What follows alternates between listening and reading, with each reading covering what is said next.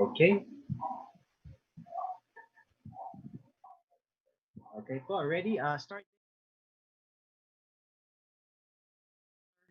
Three, two, and one. Good afternoon, everyone. For this afternoon's distance learning program, we have a talk on digital innovation and academic ophthalmology and artificial intelligence in ophthalmology during and beyond COVID 19. And we are extremely privileged to have with us a respected and renowned ophthalmologist and educator, Professor Wong Tien of Singapore. We thank our immediate past president and the chair of the Adhoc Committee on COVID 19 Matters, Dr. Jen Abano, for organizing this special webinar. Our speaker yesterday, attorney Dr. Pat Du, already alluded to the importance of teleophthalmology, and our topic this afternoon is very relevant to that. So I'm sure we will learn a lot from the lecture. Thank you very much, Professor Wong, for accepting this invitation and welcome. Thank you. Thank you, Dr. Luna, for that welcome remarks. I will be introducing first our panelists, then I'll be introducing our speaker. For our panelists, we have Dr. Alexander Reyes. He is a graduate of the ophthalmology residency training of the University of the Philippines, PGH, Philippine General Hospital. He had a fellowship in glaucoma at the New York Eye and Ear Infirmary, and he also had a master's in information science at the UP Open University. Currently, Dr. Reyes is consultant at the Medical City. Our next panelist is Dr. Associate Professor Joseph Anthony Tumbocon. Dr. Tumbocon is a glaucoma and a cornea specialist practicing at St. Luke's Medical Center, both in QC and Global City. He is currently the assistant head of the undergraduate education in St. Luke's, Quezon City, associate professor in St. Luke's College of Medicine, and a trustee of the Philippine Board of Ophthalmology. Dr. Tumbocon had his residency training at the University of Santo Tomas Hospital and his fellowship in glaucoma at Mass Eye and Ear Infirmary and a fellowship in cornea and external eye diseases at the University of Toronto. Our third panelist is Dr. Cynthia Versosa. She is a graduate of the University of the UERM College of Medicine and had her residency training at Jose Reyes Memorial Medical Center. Presently, she is the training officer of the Department of Ophthalmology of Jose Reyes Memorial Medical Center and an assistant professor at the UERM College of Medicine. She is also a consultant at the Department of Ophthalmology of the UERM Memorial Medical Center. Dr. Versosa is currently a counselor of the Philippine Academy of Ophthalmology and the head of its Constitution and Legislation Committee, as well as a member of its Standards Committee. Our last but not the least, of course, is Dr. Paulo Silva, who had his ophthalmology residency at the University of the Philippines, Philippine General Hospital, and fellowship at the Joslin Diabetes fellowship in retina at the Joslin Diabetes Center at the Harvard Medical School. Currently, Dr. Silva is an assistant professor of ophthalmology at Harvard Medical School, and he is the chief of telemedicine at the Beetham Eye Institute of the Joslin Diabetes Center. Dr. Silva is likewise a consultant here at the St. Luke's Medical Center, as well as the Medical City. So our speaker needs really no introduction. Our speaker is Professor Wong Tien. Professor Wong actually completed his medical school at the National University of Singapore. He obtained an MPH and a PhD from the Johns Hopkins University Bloomberg School of Public Health in the United States. He is the Arthur Lim Professor of Ophthalmology and Medical Director of the Singapore National Eye Center. His research is focused on public health and epidemiology, and he has a broad research program not only on eye diseases and ocular imaging, but also on translational medicine, innovation, and AI. He has published more than 1,200 peer-reviewed papers with an H index of 128, including papers in the New England Journal of Medicine, the Lancet, the Journal of the American Medical Association, and Nature. He is a two times recipient of the Singapore Translational Researcher or the STAR Award, and has received the National Outstanding Clinician Scientist Award, the President's Science Award, and the President's Science and Technology Award. So, ladies and gentlemen, I welcome Professor Tien Wong. Tien? Okay, thank you very much. It's a pleasure to be here. I hear a lot of applause. Of course, they're all on mute. That's fine, essentially, and I think we are all used to it. I'm very pleased and very happy and honored, in fact, to be able to share and speak to you for the next 40 minutes or so on a topic that I will combine together, which I would say is really AI and digital health in ophthalmology and the current status as well. I think it is quite relevant now with COVID-19, and I'll share why it is so relevant now and some of the things that we are doing in Singapore and how we are able to use these AI and digital technology for our clinical care, or at least try to improve on it in the future.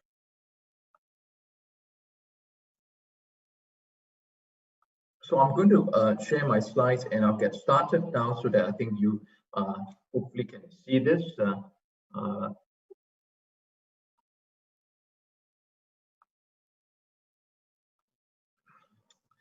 Okay, so as I said, I'm going to share with you what is, I would say, is a very important topic. It is a hot topic, particularly with the COVID, and I will go through some of the concepts, some of the latest AI developments, and then our diabetic retinopathy screening program, which is the most advanced example for AI and tele-ophthalmology. And then I'll go into how we have handled the COVID-19 pandemic in Singapore and SMEC in particular, and how I think there's opportunities for us to apply these digital technologies, including AI, into our practice, which I think gives us that kind of opportunity. These are my financial disclosures. So let me start by saying that AI medicine has been discussed for a while. And although there is a lot of hype, there's also some thinking that maybe is too much hype, right? And that there is this peak of inflated expectations. And when you look at what has happened to AI, I would say that it has suffered years, maybe even decades of disappointment and unmet expectations.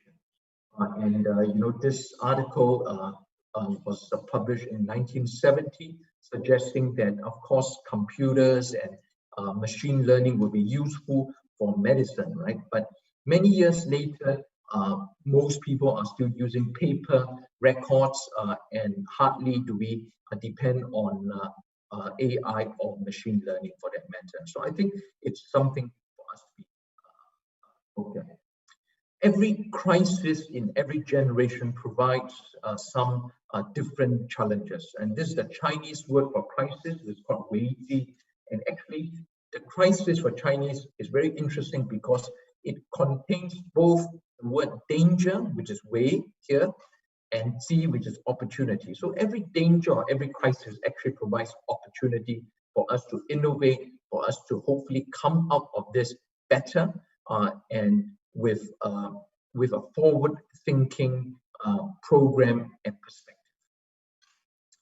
So where is AI now, and how does it disrupt maybe the business as usual that we are used to practicing, right? AI was thought early on to have that peak of inflated expectations, particularly with the hype of AI.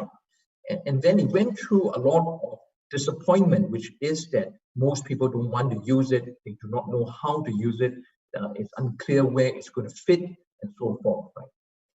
And I think what we are now seeing is that maybe AI has a chance to, rather than just go through a very slow transformation, some people suggest that there's going to be an increased uptake and really what we'll say a compression in the translation of AI to clinical care. And that compression will means that maybe it might take 5-10 years, and maybe it's possible for us to be able to use AI within the next 1 year or so. And I think that that's the opportunity that we need to be aware of. So let's look at AI in medicine and ophthalmology and what's the current status of this. In about the middle of this decade, about 2016-17, Google and the team published a seminal work on using AI to screen for diabetic retinopathy. And since then, it has really looked at and it has really captured the imagination of many people that suggested that this is AI for here to stay, right? But AI really has three kind of different technologies that has been rolled into one. The original AI description was already started in the concept in the 1950s with Turing and others that looked at computers. And in the 1980s, machine learning gained quite a lot of significance, and there were many papers published on machine learning that looked at using algorithms to look at disease images and so forth.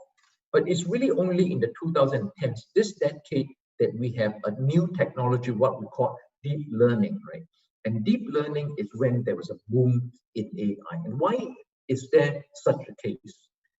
The traditional machine learning versus deep learning has been compared. And what we know is that deep learning thrives with data. And in the past, when there was very little data, there was no need for any deep learning. But machine learning has a plateau in performance when more data is given. And what we now know is that with deep learning, you get better performance with more and more data. And that's really one of the opportunities there. The second thing about deep learning is that it's now going towards a performance that is beyond what we'll call the human performance threshold, right? And the human performance is always thought to be about 5%, which is why we use a statistical significance of p less than 0.05 as sometimes a cutoff in determining whether something is beyond the chance alone, right? And when deep learning goes below that performance, then I think people say that, maybe for certain specific tasks, it might be better to use deep learning and AI than human performance. Of course, one of the big breakthroughs of that came with this paper in Nature on diagnosing skin cancer. And in this paper, they compared the deep learning algorithm, which is called CNN, or the convoluted neural network, with the true label, which you can see over there. And the true label is really histopathological diagnosis of a specific type of skin disease and skin cancer. And what you can see is that the deep neural networks based on photographs of a skin lesion had better concordance with predicting what was the true label, a histopathological diagnosis of that skin cancer type compared to specialist dermatologists, essentially. And so that was quite a major paper. For AI and deep learning ophthalmology, it has been applied to many different diseases. I don't have time to go into every one, but I'm going to share with you some of the important breakthrough and the lessons, right? I'll speak about diabetic retinopathy, which is most mature and really has good lessons for us there. But it has also been used for AMD, macular disease, glaucoma, optic disc, ROP, and other conditions itself. And there's many different papers that I may not have time to go through some of these. But some of the breakthrough technologies and papers were the Google paper, the Gushan. We also did a very major paper using 500,000 images in 2017. I'll speak a little bit about that in a second. But of course, some of the very media-grabbing papers on AI came from Poplin's group which is also from Google, which they looked at predicting a set of cardiovascular risk factors using fundus photograph. And so this shows that they can, from a fundus photograph, predict quite closely the age of the patient as well as the blood pressure of the patient. In glaucoma, there's also been a whole series of papers looking at predicting, I would say, glaucomatous optic neuropathy and using fundus photograph. And this is one of the papers that you can see over here. There are other papers that have now looked at for macular diseases with OCT. And this is a DeepMind Morpheus paper that was also very prominent, because in that paper, they looked at how accurate it is for referring people for urgency of referral. In other words, based on a set of a disease whereby the ophthalmologist suggests that you need an urgent referral or a routine referral, or maybe no referral at all. And the accuracy of the algorithm based on OCT scan was extremely high.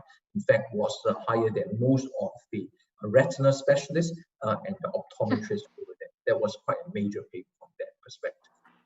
Other things about that was useful and has been from the Duke group, and this looked at replacing, I would say, what we usually do in glaucoma, which is to do an OCT retinal nerve fiber layer thickness to quantify the damage from glaucoma. But in this paper, they used a retinal photograph to estimate OCT retinal nerve fiber layer. So in other words, it's possible to get an estimate of the OCT RNFL from fundus photograph, and you don't need to get OCT, let's say, in community settings or in mobile remote settings, right? You could probably have that. And in fact, the prediction of glaucoma from that estimated OCT RNFL score was high and actually very similar to the actual OCT prediction. We published a paper just last month on using deep learning to diagnose papillary edema. And I think that this is also quite useful, maybe not so much for ophthalmologists, but certainly for neurologists, as well as for people like in the emergency room setting, whereby because they do not look into the fundus, sometimes they miss people with, malignant hypertension, papillary edema, even brain tumors, and so forth. And so there is some possibility of, not needing our non-ophthalmologist colleagues to even look at this in the future, right? I mean, why look at it when they do not look at it often enough? And I think that that's another application.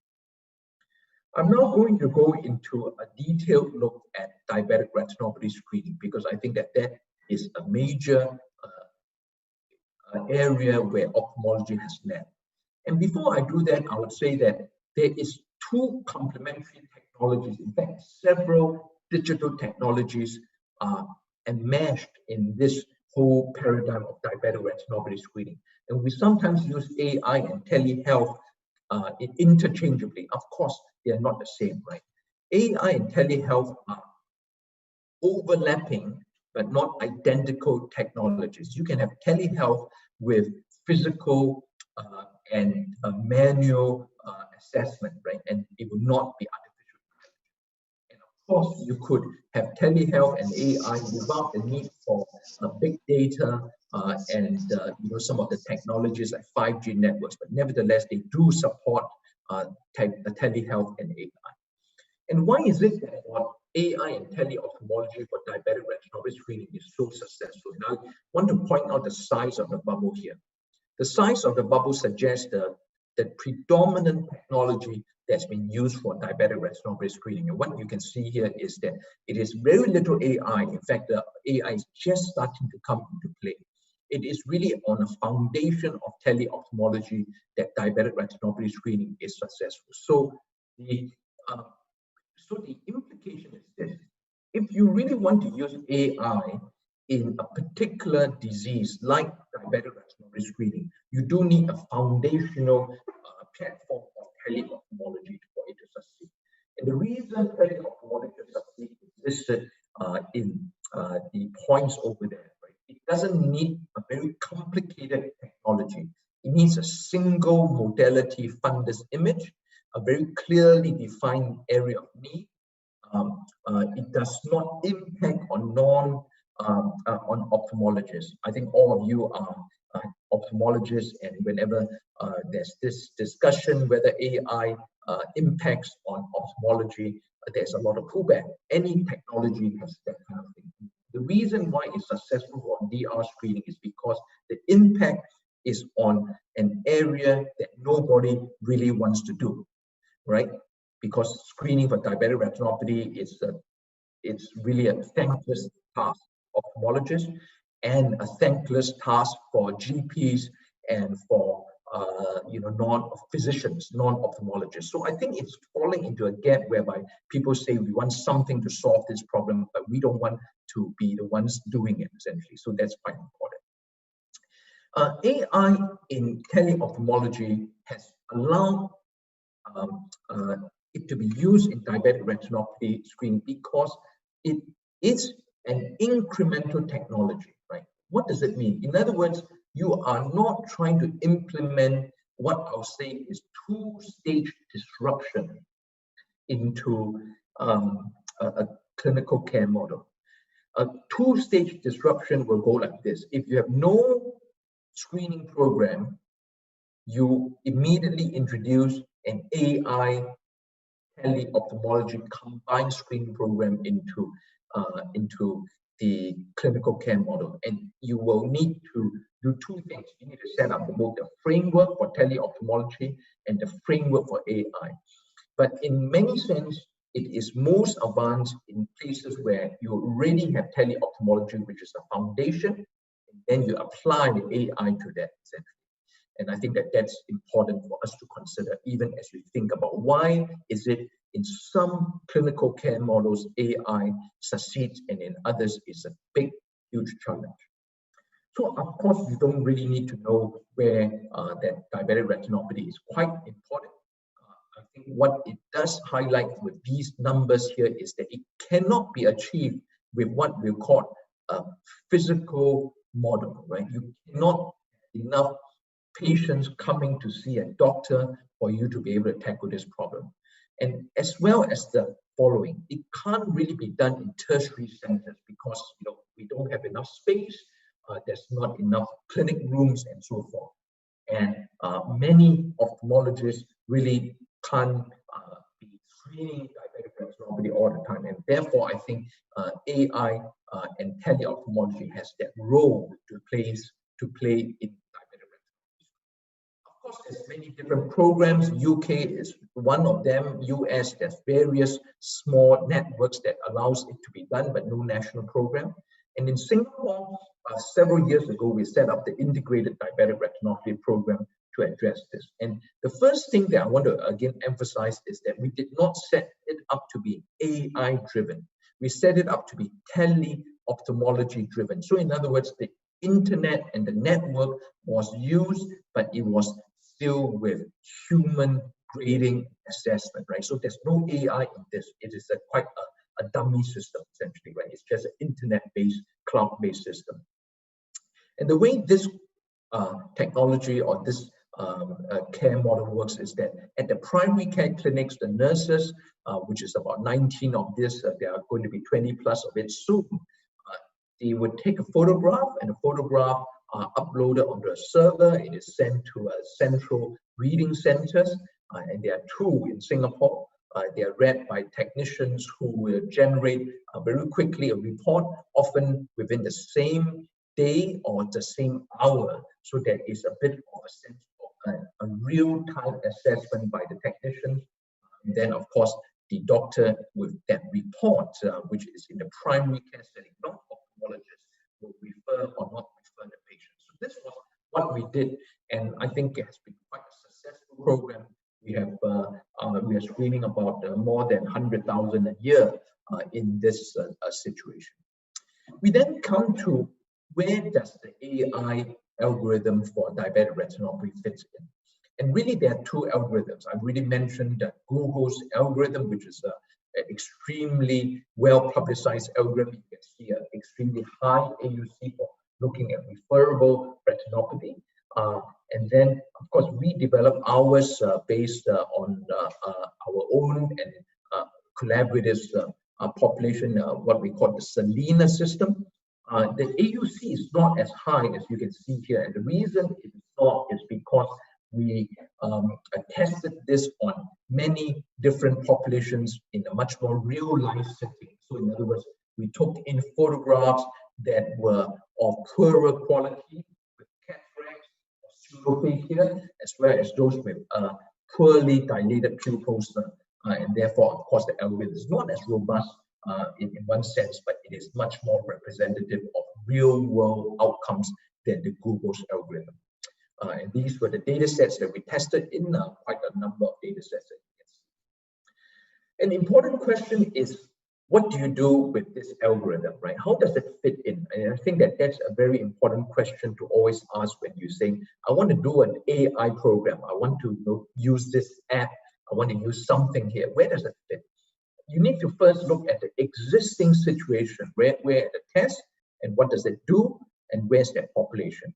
And then you need to ask, is it a replacement test or is it a triaging test? In other words, it triage something whereby the existing test still is there, right? So this is the model of what we're looking at. If you look at what we did, then the tele-ophthalmology was really the solution for what was existing in Singapore almost 10 years ago, right? Whereby people needed to see the doctors or the optometrists to get a diabetic retinopathy screen. And we and Google is saying that maybe it can be used to replace the entire system. What we have done is that we have replaced the doctors with tele-ophthalmology diabetic retinopathy screening. And we are now saying that in that program, there's both primary and senior graders, and we will use the AI algorithm to just impact on a specific group, which is the primary grading. And I'll show that to you. What does it really mean, right? And this was the program that we look at. If you take a look at the reading center workflow, the Selena is now incorporated as a triage test there. So what does it really mean, right? So this just shows you a schematic of what happens. The photographs are sent to a reading center, and there is a primary reading, and then a confirmatory senior grader reading, and of course the report is generated. But Selena, what it does is that it just triages the primary reading, and if it is deemed to be positive, you have a senior reader that regrades this photo, and then before the report is generated. So it's a very specific pathway of what it does. And in fact, when we look at these pathways, we ask the question, which is more cost effective, right? Should it be just by human graders? And this shows you the cost. It's not cheap. It's $77 per patient. And that's because there's IT infrastructure, security, and all, and so on. What we look at is that the triage has about 20% saving in fact there. And if it is going to replace entirely the whole reading center, in fact, there's only a net saving of 15%. So this study, in fact, is important for several reasons. Number one, do not assume that AI will save you a lot more money. Some people say maybe it will save you, millions of dollars. It's unlikely to be able to do that. What it does is that it will have some cost savings, and over time, it might gain cost savings. But early on, you have to deal with the cost of the system, the cost of the algorithm, as well as the possibility, which is high, that you might have to tweak the model to allow to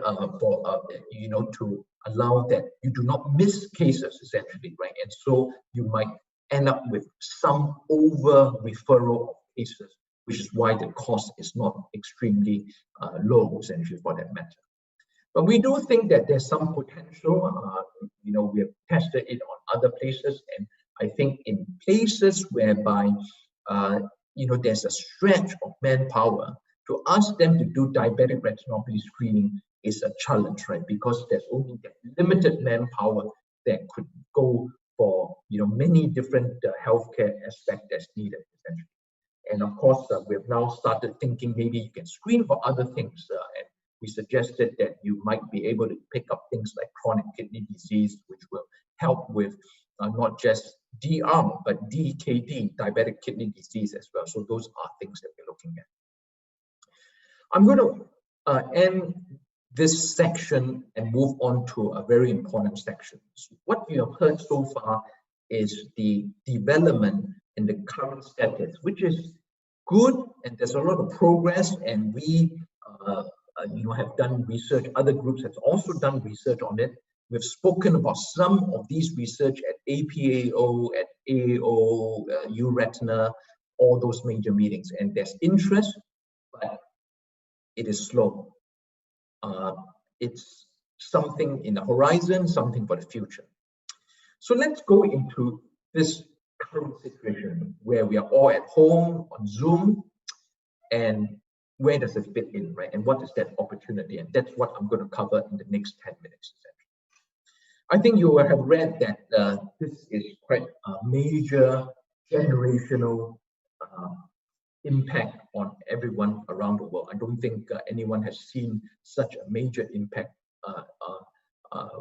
around the world of a single disease itself, essentially. Right? And I'll share with you what is Singapore and SNEC's approach to date, and then I'll go back into AI. Of course, Singapore started with thinking that we wanted to prevent cases from coming in, and so the early measures was preventing the spread from Wuhan to Singapore. And there were a few cases there, and we set up what we call the standard containment measures, testing, tracing, isolation, quarantine, all the things that you are aware of.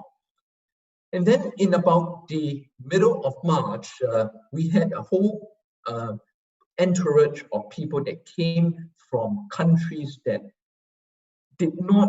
was not thought to have the virus, right?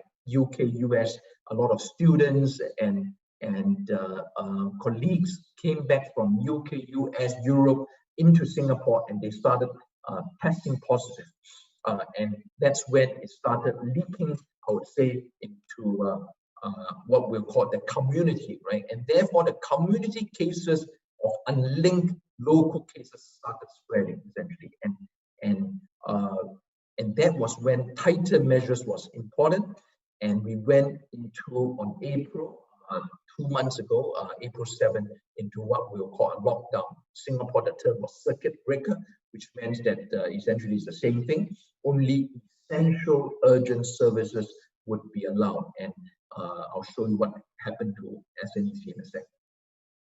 And that was fine for a while until we have what we'll call the dormitory cases. And I think though the bar looks the same, the y-axis shows thousands in the thousand per day, right? Essentially, rather than in the tens, essentially. And that's when we really had the tightening of this. And as I really mentioned to some of my colleagues, a lot of Singaporean doctors, including the ophthalmologists, almost everyone has some rotation to help out in general screening and care in very difficult conditions, dorms and in the testing centers and so forth. So I think that's the current situation for Singapore. Nevertheless, what has happened to SNEC? So this is SNEC in peacetime. A lot of you has visited, some of you have trained with us, would know that SNEC runs a main center and as well as various different satellites. And in about the early February, we started segregating teams. Right? And so the people in these teams, we have not been able, there's no contact between them essentially. So there were 4 teams that were functioning on their own essentially at about the February period essentially. And then we started going to additional interventions. We had to cancel appointments, cancel operations, modified the rosters, had urgency of appointments. Doctors were told that they had to look through their clinic list, and those that were not urgent and not immediately site-threatening were told to be postponed. And then subsequently, we had to close some other sites around our campus itself. And we went into what we call that lockdown phase, where even within the site, we had to split the teams into A and B. And I think we're running now at about like this, right? Very skeleton, the system, doctors that could not move, and some of our doctors and nurses and staff are posted to dormitories and so forth, which is why we can't run fully, etc. And to give you a sense of this, this shows you our workload. So you can see in a typical normal week, we will see about between 5,000 to 7,000 patients, right? You can see that number there. That's in January. And we will have about 15% of people that are scheduled to come in and do not turn up, because that's just a normal no-show rate that they come. So we anticipate that. So that's the red line over there. And the blue bar shows you the people that come in. And you can see that without doing anything, people started not coming in at about January, essentially. And some of it is because of Chinese New Year, but some of it is because they've started thinking a little bit about Wuhan. But when we started segregating our teams, we were still maintaining a fairly constant workflow, but with additional interventions, we started having to drop the workflow. And when the lockdown came, we had to drop the workflow back to extremely low numbers. So you can see that on the 11th of May, a few weeks ago, our actualized weekly appointment was 200, right, compared to what you can see over there, which, as I said, that's about usually about 5,000 to 7,000 a week. Now the gray bar is where all the patients' appointments are, and of course, it's difficult for us to say what do we do with them, because they're still there and they will increase even as we push the appointment. So I think that's important. And this is our clinic sometime in 2017, no different from many clinics around the world, fairly crowded. And this is our clinic about a week or 2 weeks ago when I took it at the same spot, as you can see. And I think the question is that when it goes from that to this, what happens afterwards when we start opening up? Those of you who are retinal specialists would know, and will train with us, know that our retinal clinics are extremely packed. And the immediate lockdown, when we postponed everybody, it became empty. But it was, but I think patients started feeling that they were getting, they had a drop in vision, they required injections, and so on and so forth. So I think they started coming back, and I think that the question is, what do we do next? So we are in this situation at the end of May, whereby we now need to start, how do we open up a center or a clinic that we drop the volume almost down to that 15% level, right? How do you open it up? Do you just let everyone come in or not, essentially, right? So I think there's a lot of thinking about how to went there.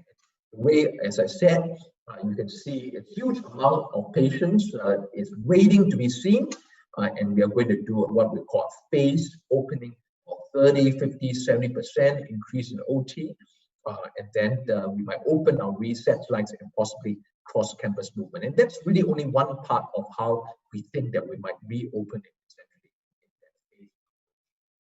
I think it's very important to understand what are the considerations for everyone, right? I think the first is that we must continue to make sure that the patient and the staff are safe, because what we now know is that there's many asymptomatic patients around, right? When we tested a lot of the people, we found that many people really didn't have any symptoms and they were positive, they could spread it. The second is that we need very good safe distancing norms and infection control measures. And the third is that the whole business of running this becomes very difficult, because you have cost of space that you have to increase, and you have reduced the restriction of patients coming in. So I think these are important considerations. What we need to do, therefore, is the following. We are now thinking we need fewer visits, and therefore keep the eye clinic and eye center mostly for important decisions and treatment, essentially, right? And so the normal cases, the follow-up cases, those that do not need to be seen, should be kept in the community. And if they need to come in, we want to minimize the time they're in the clinic, so we need to do a lot of the tests and the assessment outside of the clinic before they come in. And when they come in, we want to minimize the touch points, so as far as possible, paperless, contactless payment, and so on and so forth.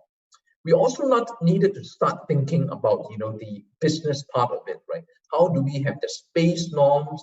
Should we have a fewer staff at work because, staff could transmit and they are asymptomatic and they could transmit and create a cluster.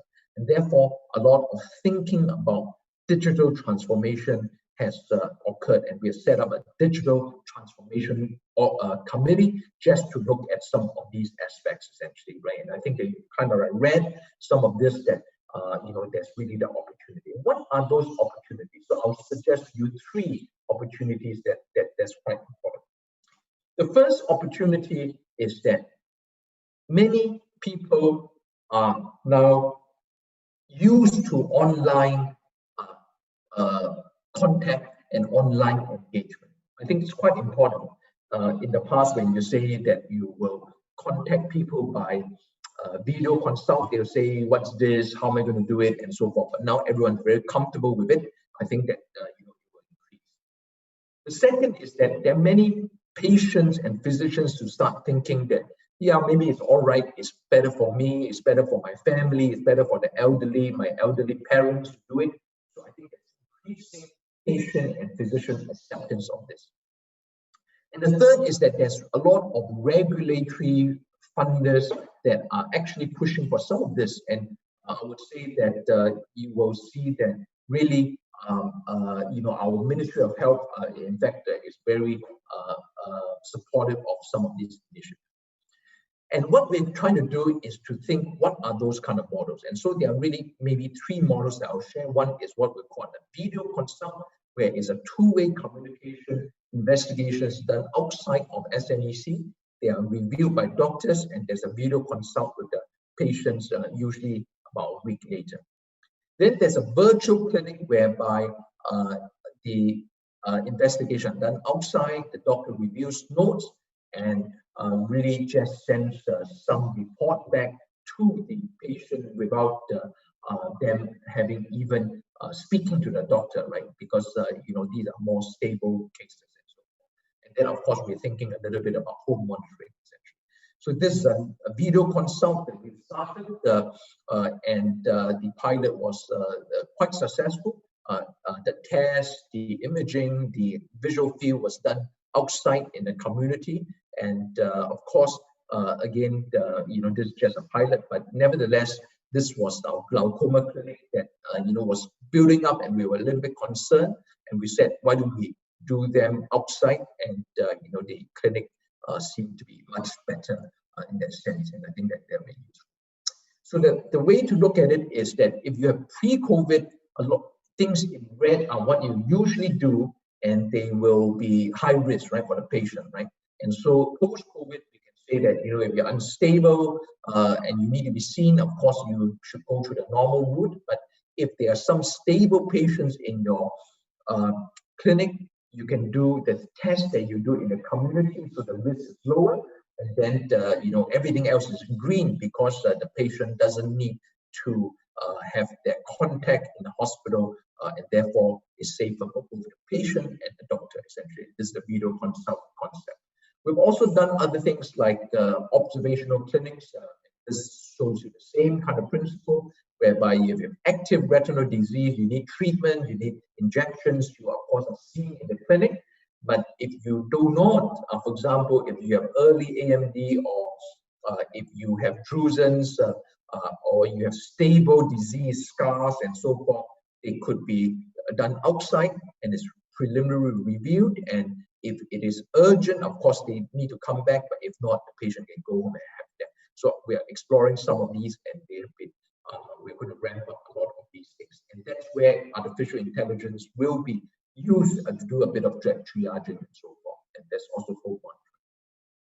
What I want to show you is that some of these things in the Singapore's Ministry of Health typically takes many, many months, right? And this is a Ministry of Health regulation of what you want to do and how they will fund it or they will approve it.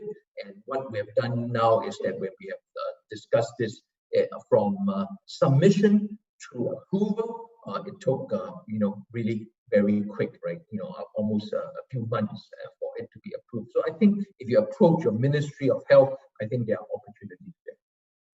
I'm going to finish by saying that despite what I'm saying about the promise and the potential and the excitement of using digital technologies such as tele-ophthalmology and AI for our care, and I'm a strong proponent of that, and I push it SNEC, there are many barriers that will remain, right? Because it's not really a technology you're looking at, right? It's not an app, it's not a phone, it's not a camera, it's not an OCT, right? You not only need to worry about the technical factors, and so you need a strong technical team that helps you address this, but you need hugely a lot of change management. You need a clinician champion, you need a professional bodies such as Philippines Academy of Ophthalmology supporting this. You need the platforms that must fit with the workflows. You need people that can support in case people get frustrated, can't handle this, there's missed appointments and so forth. You need to train not just the clinical staff, the non-clinical staff, the nurses need to be brought in, and you need lots and lots of education material. What you think you know in your head is not enough for the other clinicians and the patients. I think that's important if you want to go into this area. But I think that it is quite urgent now because many of our systems are analog. We have instituted this stage a full paperless system in SNEC. I think, as I said, those who train with us know the struggle we had with a lot of senior doctors saying that, we don't want to do paperless, we like our paper form, and we kind of said that, well, we are just going to go ahead because it's too much risk to keep moving case notes around and so forth, essentially, right? And I think that many different industries, about fintech, about the banks, about the the other companies, transport and so forth, they're all going into this thing. And I think healthcare, ophthalmology in particular, is still kind of like, you need to see us because we need to see you kind of thing. And I think that we do need to really think very carefully whether or not we need to move beyond this phase for the future. So let me conclude this talk by saying that AI and ophthalmology has progressed, but really it's still in quite a narrow specific medical task, as I mentioned for DR screening. I think tele-ophthalmology has also a progress in a broader range, but the barriers are really non-technical, right? It is the non-technical factors that you need to handle, and both are highly interrelated and connected, and I think they're synergistic to impact on ophthalmology. And you must, if you believe in this, use the crisis to do this. I don't want to sound politically incorrect to say that many people use crisis for many different things. You need to use crisis to do something good for the profession and for your center and for your clinic and for your patients. Other people have used crisis for things that are not good, essentially, but I think we can use it for the good of our patients. So I think with that, I'd like to thank you for the chance to share. Of course, as SNEC, we welcome you to visit. Many of you has been with us and trained with us and our friends and colleagues. And of course, hopefully you get to come to Singapore one day, and I will, of course, hope for a chance to visit Philippines in person in the future. Thank you very much. Thank you very much. Thank you very much, Professor Wong, for that very comprehensive talk. Can we now proceed and get some comments and maybe questions from our panelists? Can I start with Dr. Alexander Reyes? Yeah, hi, great lecture. The artificial intelligence that you discussed, it covers a very specific task, that of image recognition. And I agree. I think it's possible to train computers to do it better than we can. After all, it was shown that they can, for example, make a good guess as to what the sex of the person having the fundus photo is. Yeah. The downside is it doesn't really tell us how exactly it does that. Well, yeah, for a very specific thing, I think this type of image recognition can be very useful. But do you have any experience in glaucoma? The routine decisions that we make are based on various factors: patient's pressure, age, field, and then we try to make a prediction as to whether it's going to progress, when do we get the next field. And I've seen papers that try to make this a little bit more objective, primarily with the older regression techniques, Kalman filters. But there's no real uptake. Like even the glaucoma risk calculator that was pushed many years back, I don't think many people really use it. How do you think we can get over that resistance to adopting these new methods of enhancing clinical judgment? Okay, I think you've essentially touched on very good points. I completely agree with you, right? I think we are talking about AI now, like when we're talking about the early versions of OCT. I don't know whether you remember the early versions of OCT. Yes. When I was a retinal specialist, I was a retinal trainee, and I said, look, I can diagnose diabetic macular edema and make a decision about whether I do laser or not. At that time, it was mostly laser. Why do I need an OCT with a fuzzy image to show me whether or not it's swollen or not, essentially, right? I think with 2 or 3 generations of OCT later, of course, now it's better than us, and we don't need to do it, essentially, right? We don't need even to look at a macula to make a decision about a treatment. I think, therefore, AI for glaucoma and ophthalmology is still in the early stage of that technology, right? There are multiple, I would say, unconnected technologies, some on fundus photos, some on measuring IOP, some looks at the visual fields, some looks at OCT. No one has put it together until something is very simple and user friendly. And I think that you need some of the big tech companies maybe to be able to do it, right? Whereby the patient is at home and you have 100 patients and 50 of them pops up on your screen to say that the algorithm has seen these 50 and they don't need to be seen, and you're confident about this, then you have a major thing. Then you only see the other 50 that needs to be seen. I think that we're not there yet, but I really think that, as you can see from so many technologies, ranging from Zoom, right? I mean, people hate Zoom in the past. I mean, nobody did webinars 6 months ago because people say webinar, forget it, I'm not going to participate. What are you going to hear out of it? You get poor quality, you can't hear what's happening, people need to log on, they have to install software in the computers. It's done, essentially, right? So I think keep an open mind is what I would say. I do not expect many groups to be able to use a lot of these technologies for a while, right? They are nicely published in papers, but very difficult to implement. Even diabetic retinopathy screening, you look at the number of steps that I alluded to, right? It is you need to build platforms before you're able to do it. So I think just bear in mind that this is a little bit more for the future, but maybe there is some push now, and if you are able to do it, because patients and the media and the government all think that maybe this is the way to go. So you probably can compress that translation time. Hi, Alex. Alex, this is Yeah. Paulo.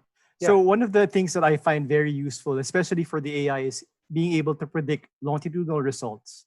Meaning, can you Right. predict something in the future? There are some things that we definitely can't see with our own eyes. The gender of the patient, I don't think I can look at the retina and say, this is a man, this is a woman. So there's no way of doing it. But the computer is able to identify features that we can see. eventually those features can translate to features that can predict longitudinal progression. I think that's very important. We realize we still, for diabetic retinopathy, we still rely on lesions that were identified 50 years ago. So there may be changes in the future that may help better predict who gets worse and who doesn't get worse. Yes, but in fact, for glaucoma, I've already seen papers describing exactly how to do that. I was mentioning a paper using Kalman filters, where they would integrate the pressure, the field findings, age of patients, other factors, and they would get a very good prediction of how the patient will do under various pressures. But the problem is, one, the models are not open. No, it's not as if you can download the model from GitHub and try to implement it in your own EMR. Second, I think is that it's not. Many of us don't really use EMRs. No? So if you have to go out of your way to use some numerical tool, like I mentioned, the glaucoma risk calculator that they were pushing many years back, it's just hard to get doctors to, as I said, to use these technologies to enhance their clinical judgment. Yeah, it's just hard to let go of that. Yeah, again, in relation to that, how do you ensure the quality of your data sets? I think that's very important for any AI, and maybe you can enlighten the audience here on how you ensure the quality of your data sets. Because we've seen people approach us and say, can I have your retinal images and we'll develop an AI for you. We get that multiple times, over the course of. So how do we ensure the data set is of good quality to produce good results? Okay, I think you touched on a good point. Actually, most of the data sets that's been used, even ours, we could not ensure the best quality, right? There are now AI filters, the algorithm filters excludes, and you need to read it in the paper. Some of them excludes almost 10, 15, 20% of images before they train the algorithm, with an AI filter. And of course, that is not so-called representative of the real world, and that's one of the limitations. But nevertheless, I would say that we are still learning a little bit. Do you want a lot more data?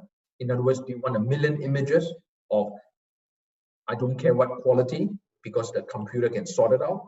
Or do you want 10,000 images of extremely good quality, and that will be what we'll train the computer on, essentially? And that's not been resolved actually by a lot of the scientists. In fact, probably a nice paper to do, right? So something like that, which means that you have to test whether the algorithm is better trained with more data and let the computer worry about, what is good, what is bad, or do you just say, I limit you to this training of the best quality data, then after that, go and use your knowledge to test on a real world set, which is poorer quality data.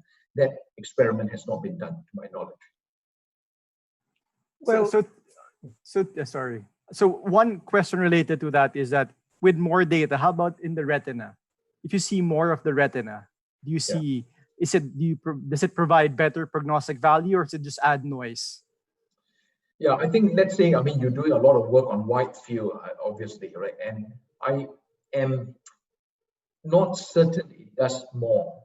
I think we have kind of reached a threshold now, and we've tested this, that we have a paper that looked at whether you have a single field or two field, and you put in the quality, the algorithm for diabetic retinopathy is about the same, essentially, right? So what are you going to gain out of a few percentage by putting bigger field or wider field or more fields inside?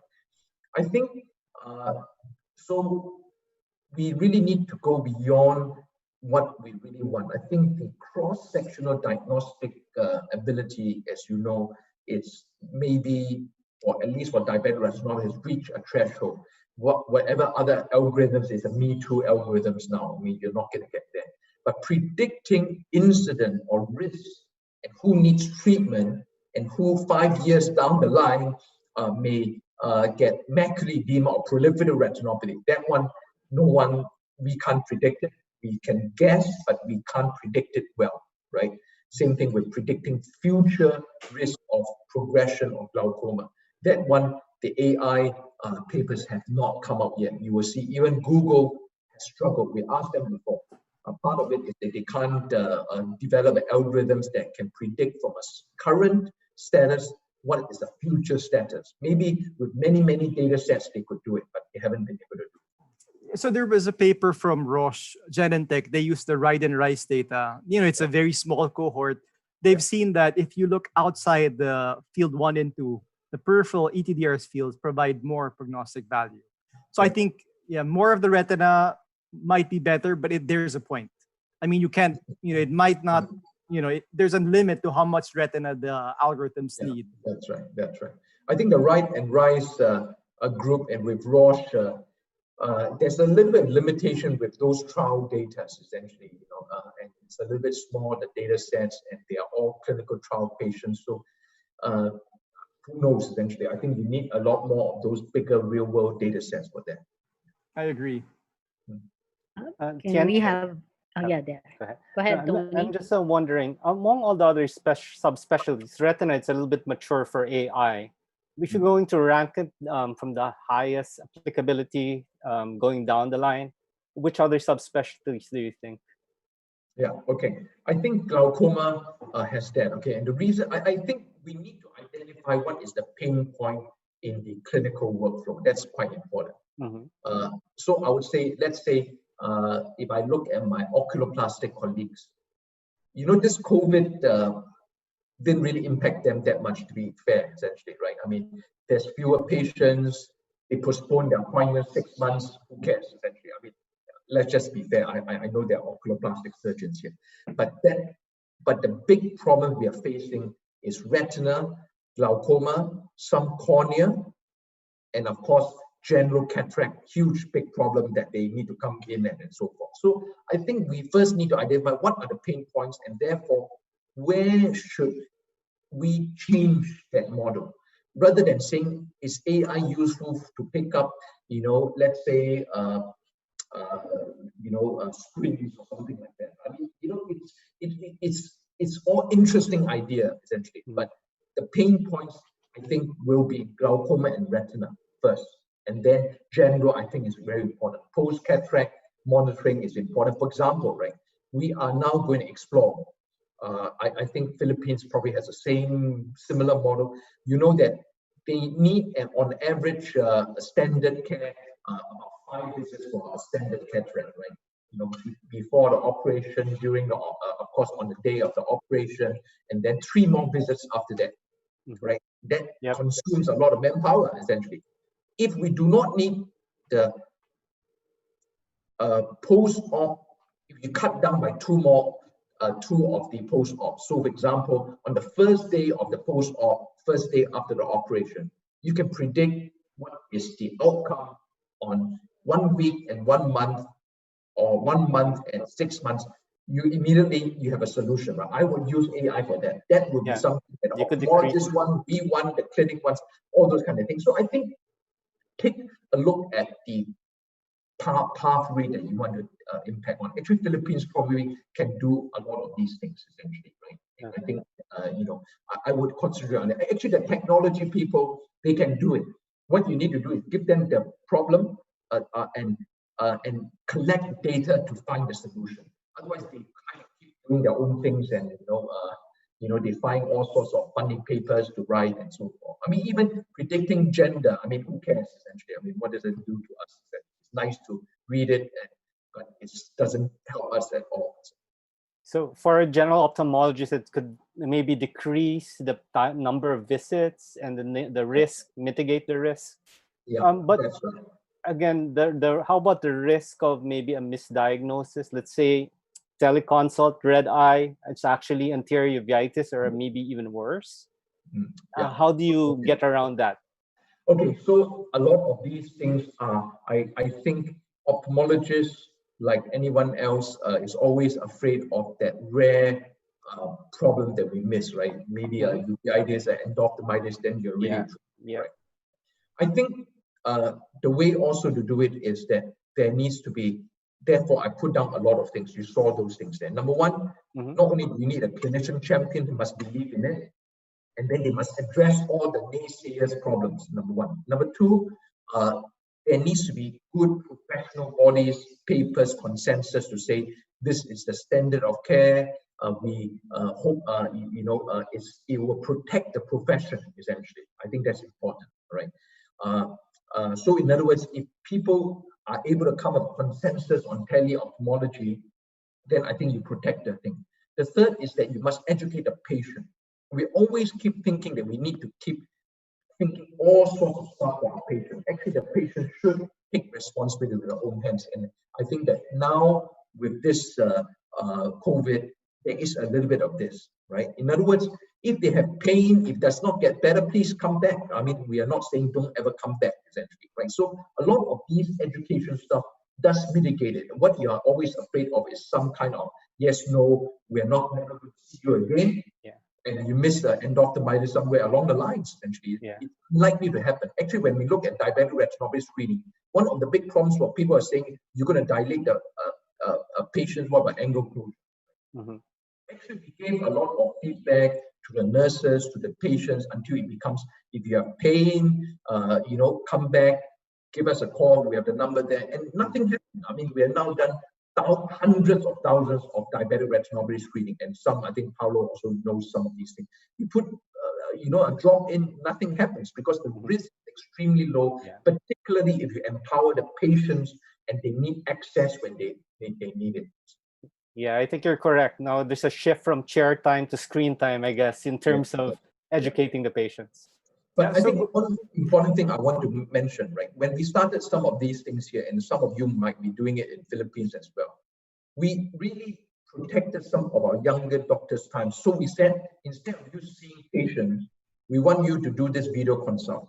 If we count it as like a clinic. What you don't want is that you do the clinic and then you go home and do the video consult. Then people say, forget about it, I'm not going to do it, essentially, right? You need to do a replacement, essentially. So some of our younger doctors, we said, okay, we want you 2 sessions, you don't do anything. All you need is to do video consult. It's 10 patients, all right. We test it out, essentially. And we have, go ahead. Can we have feedback from Dr. Cynthia? Hi, Professor Tien, that was a very good talk. I'd like to find out, now that we're shifting to telemedicine, how is this going to affect our training of our residents and fellows? Now that they'll have less exposure to an actual patient. Yeah, I think maybe it's a little bit overstretched. As you really see, we are still quite far away from replacing many things. We'll be lucky, as I said, diabetic retinopathy screening. Number one, we don't really screen them. I mean, they are screened by GPs, which is why it is not really an ophthalmology achievement, right? It is the primary care achievement of diabetic retinopathy screening, right? But of course, we take pride that we developed the system, but it really helps them, not us. It didn't help, but it did, reduce the number of so-called normal patients that need to come in. I don't think the trainees will be affected by that. And if you look at what we are saying, even reducing the post-op assessment by half, they will still see enough post-cataract surgery for them to be very comfortable. I don't think it will affect them. We're not really at that stage yet. But I don't think we'll reach that stage. I think we are surgical discipline, right? Everyone will still need to see the patient. They need to operate. So what do we need to do? I think what you're really worried about them. In fact, the biggest people that are worried is the radiologists, that they always feel that because the diagnostic radiology, they don't see patients at all, right? And that maybe is the biggest worry, I would say. Yeah, Tien, how about acquisition of surgical skills for the trainees or even medical students, the skills that they have to take? I mean, I'm sure during this time, there's much less exposure.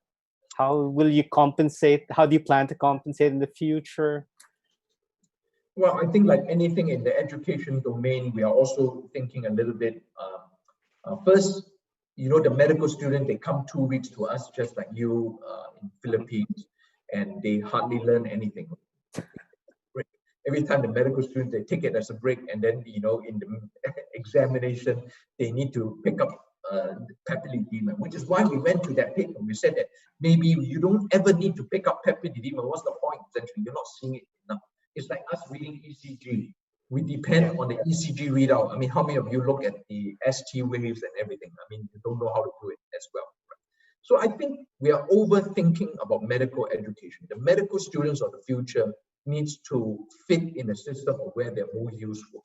They will need to read and make decisions with the patients, but with a lot of tools and data at their fingertips. What they do not need is a big brain that need to know everything. I think ophthalmology, frankly, they don't need to know very much. They need to know how to manage conjunctivitis and dry eyes and a few of those things, and when to refer. I think that's the main thing.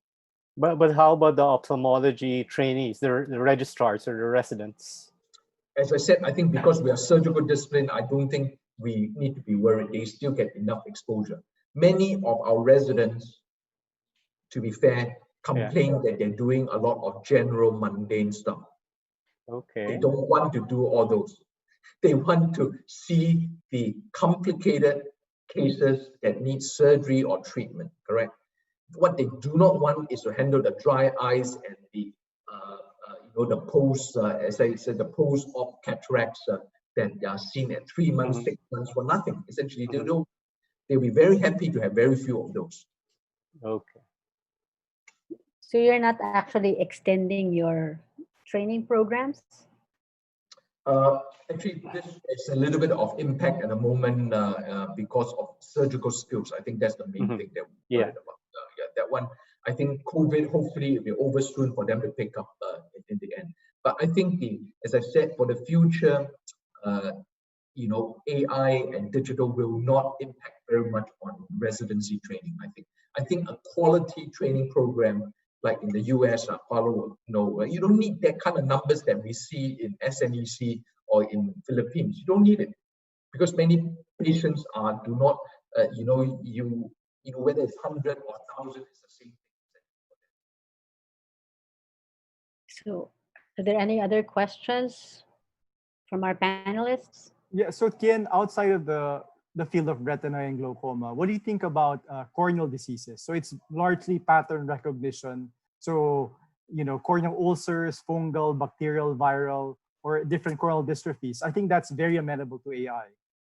Yeah, I think so. I agree with you. I think cornea, what the problem is that, the technology for slit lamp or anterior segment photography has not been great, because the variability of that is high, whereas the fundus images are simple, easy to do. You don't need most technicians know how to do it because it's very automated. But the slit lamp images, all my anterior segment colleagues, they only want one single experienced technician to do it. The rest can't do it. So I think it needs some technology there, but essentially, yeah. But I agree with you. I think the dry eyes, all those stuff, really, will be quite useful essentially. Yeah. Okay, I will just take one question from the audience and then go back to the panel. Okay. This is from Dr. Anton Havellana. Does Dr. Wong think vendors will develop more consumer diagnostic tools for ophthalmology, such as do-it-yourself fundus photography or IOP checks? Yeah, I think so. I think that spot on. I think that the companies will be going into this area because they are going to take, actually for us, we are not businessmen. We are a little bit slow. The businessmen, they look at all sorts of opportunities essentially, right? And they will sense that the patients are willing to do it. I mean, actually even now, people are more willing to pay things online and they're willing to pay for services because I think they know that it's a commodity. Health, in one sense, is a quite important commodity. So we should make use of this time. I think both research and health has come up of the game. People understand that without it, everything grinds to a halt. In the past, they would say health is a consumption, right? We don't want to invest in it. I think ophthalmology and other healthcare must go back to the government and say that if you don't do anything for health, you are finished essentially, right? Like everything grinds to a halt. So I think the companies know it, and the companies probably know a pain point whereby they say, if you don't want to have eye problems, you can do this technology, and people are used to now probably $5, $10, whatever the price points are, because they are paying it for Netflix and everything, right? So people are kind of now getting used to this kind of model. So one more question from our audience, Dr. Mike Del Rosario. So his question is, what precautionary measures are being used by doctors and healthcare workers performing procedures like laser and those performing other diagnostic procedures like angiogram, FA, OCT, perimetry, etc.? I mean, I think because, yes, of course, you're the medical director of SNEC. What are the things that I you think they are now also thinking, at the moment, they are all on surgical masks. Of course, slit length, we have the shields and so forth. Some of our retinal cameras, we have put on the shields, but the OCT machine has been very difficult and so forth. I don't know whether we're going to have boxes or anything like that. I think I would say that face masks in general for patients and the doctor probably is enough for us. I can remember, Tien, when I was there during the SARS. Yeah. So we all had N95, all those they call that, those disposable gowns. Yeah. And then we all had gloves, and so it's not that it's not the same. It's not the same. I think we are very clear it's not the same, right? It's not the same. It is a very different disease from SARS.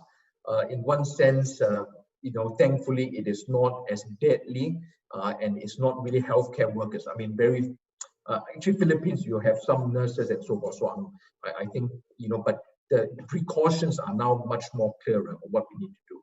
But generally we have, and we've actually seen it in Singapore, right? We had a patient early on where everyone was on surgical masks, 50 over nurses, doctors, just surgical masks, and the patient was positive and was aspiration, and there was droplets everywhere. But the surgical mask prevented every single one of them from getting infected. So I think it's probably good enough. So you give it to the patients, so we will make sure every patient that comes in, if they do not bring one, we will give them one. I think that is simple and cheap enough, essentially. And then I think we have to give it for our doctors until there's a vaccine or something like that.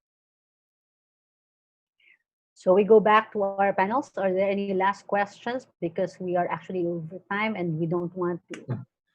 Yeah. Any other questions? Maybe just a thought. How do you think our ophthalmology conferences will be in the future? Will be virtual the way to go? I think people will be selected. I mean, what's your experience? I mean, this is reasonable for a once-off kind of forum. As I said, I can see the panelists, but I don't see the audience. There's also, and I wrote about it in actually ophthalmology. I mean, a lot of younger people will not get a chance to ask, and they won't get a chance to meet people. How will they do fellowships? Who will they meet? And then, of course, we do enjoy the surrounding of the meeting, right? I mean, it's the food and the interaction. I mean, all those things makes it useful. Otherwise, I'm kind of like working now like you at 5:30, right? I mean, what was 6 o'clock? Why should I do it? Essentially, there's no point to keep doing it. If I have to do all my meetings like this, I'll say forget about it. I also reject some of this talk.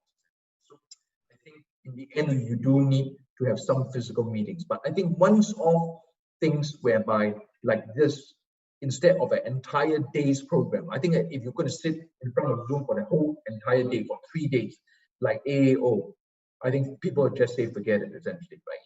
I think so. I think 2 off 1 hour seminars will be okay, and but meetings will have to happen, essentially, for many other reasons. APAO, I think, has to happen, essentially, next year. Yeah, I agree with you on that. We're going to have our annual meeting virtual. Yeah. Any I other this comments? Year there's no choice. Yeah, this year's no choice. But I would say in the next year we will you can't have this forever. I mean, it will replace some, but not the all meetings. Yes, agree. Paolo, Cynthia, Dr. Alex, and Dr. Tony, any other questions? Well, thanks for sharing your insights. Okay, great. Yeah. Okay, So- I'll see you then. Before anything, I would like to call our Vice President, Dr. Donna Santiago, to give the closing remarks. Okay. On behalf of PAO, our sincere thanks to Professor Tien for accommodating the request for this excellent learning opportunity. The lecture complemented by the interaction of our expert moderators, Dr. Reyes, Silva, Tumbocon, and Versosa. May this webinar empower us to be able to find that synergy between telemedicine and artificial intelligence. So thank you to our organizing committee and our technical working group. Safe and pleasant evening to everyone. Thank you. Thank you, Professor Wong. Thank you, Tien. Thank you. Thank you, everyone. See you soon. Okay, I'll catch up with you soon in physical. Yeah. Right, bye. Yes, thank you. Take care. Stay safe. Bye, everyone. Thank you to our panelists. Thank you, guys. Bye. Thank you. Thank you. Thank you. Thank you.